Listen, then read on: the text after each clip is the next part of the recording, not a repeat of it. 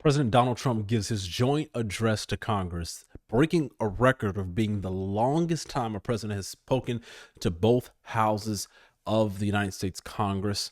It was a speech that had a lot of highs and lows in terms of the emotional impact.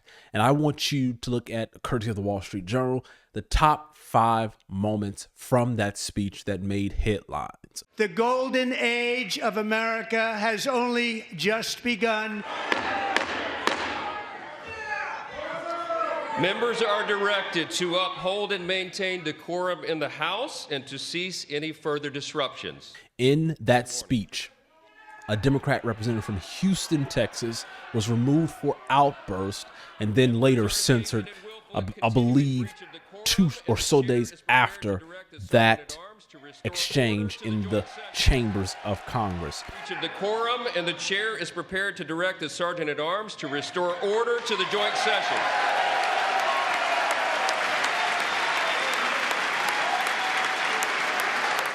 Mr. Green, take your seat.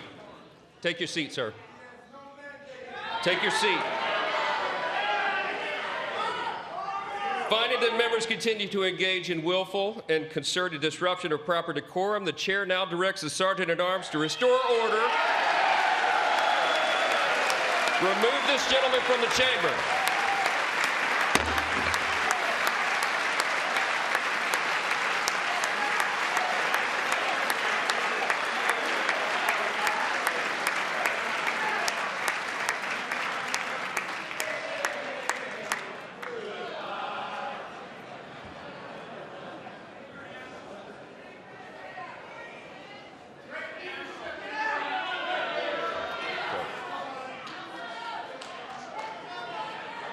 Trump touts also Doge, thanks Elon Musk for those cost-cutting efforts, list off a number of things that the administration believes money, taxpayer money, is being wasted on. Which is headed by Elon Musk, who is in the gallery tonight.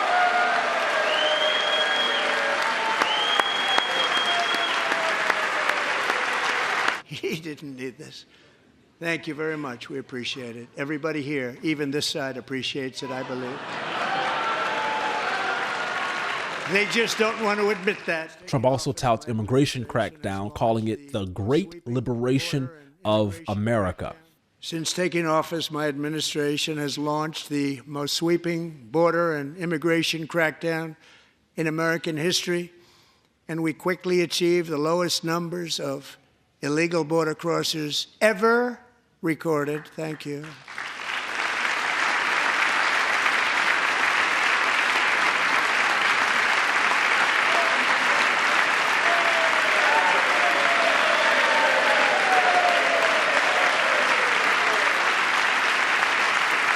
The media and our friends in the Democrat Party kept saying we needed new legislation. We must have legislation to secure the border.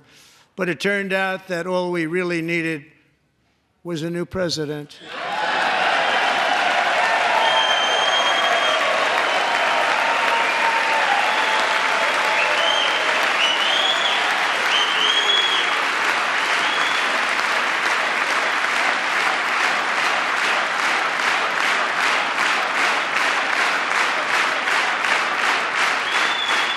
Thank you. Joe Biden didn't just open our borders, he flew illegal aliens over them to overwhelm our schools, hospitals, and communities throughout the country. Entire towns like Aurora, Colorado, and Springfield, Ohio, buckled under the weight of the migrant occupation and corruption like nobody's ever seen before. Beautiful towns destroyed. Now, just as I promised in my inaugural address, we are achieving the great liberation of America. Trump defends and previews reciprocal tariffs, and those actions he's taking, he believes, will help the economy. Those are set to start April 2nd. There's been a back and forth between Mexico and Canada, and a little bit of back and forth between China, but more so Mexico and Canada as it concerns those reciprocal tariffs. Other countries have used tariffs against us for decades, and now it's our turn to start using them against those other countries. And so on April 2nd, I wanted to make it April 1st, but I didn't want to be accused of April Fool's Day. That's not, just one day was cost us a lot of money. But we're going to do it in April. I'm a very superstitious person. April 2nd, reciprocal tariffs kick in. And whatever they tariff us, other countries, we will tariff them. Number 5, the top 5 moments from Trump's joint address to Congress. Trump reiterated and heralded the golden age, what he calls the golden age of America, while honoring several different types of Americans, including a young child, a 13-year-old boy, who had 13 different surgeries for brain cancer, making him an honorary member of the United States Secret Service. We are going to rediscover the unstoppable power of the American spirit, and we are going to renew unlimited promise of the American dream. Every single day we will stand up and we will fight, fight, fight for the country our citizens believe in and for the country our people deserve.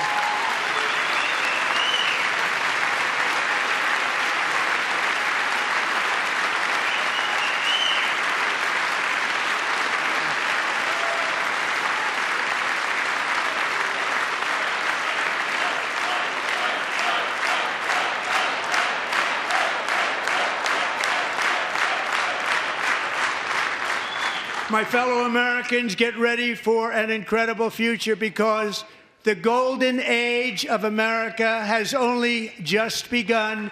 It will be like nothing that has ever been seen before. Thank you, God bless you, and God bless America. The Democrats' response, some have different reactions. Some say it was ineffective. Others say, it's just the beginning as Democrats try to find their footing after the election loss in November. They held up paddles. They walked out. Those are the top 5 moments from Trump's joint address to Congress. Thank y'all for listening to All Things Jay Shakur, to be at Jay Shakur Uncensored, my long-form talk, interview podcast, or the weekly brief where I bring you the news, not just the stories you know, but the stories you need to know. Thank y'all for listening. Thank y'all for tuning in. Please like, subscribe, and share to this YouTube channel if you're watching on YouTube, or if you're watching or listening on Spotify or anywhere you get your podcasts, Apple Podcasts, wherever you get your podcasts. Please subscribe, share this with others. Thank y'all for watching.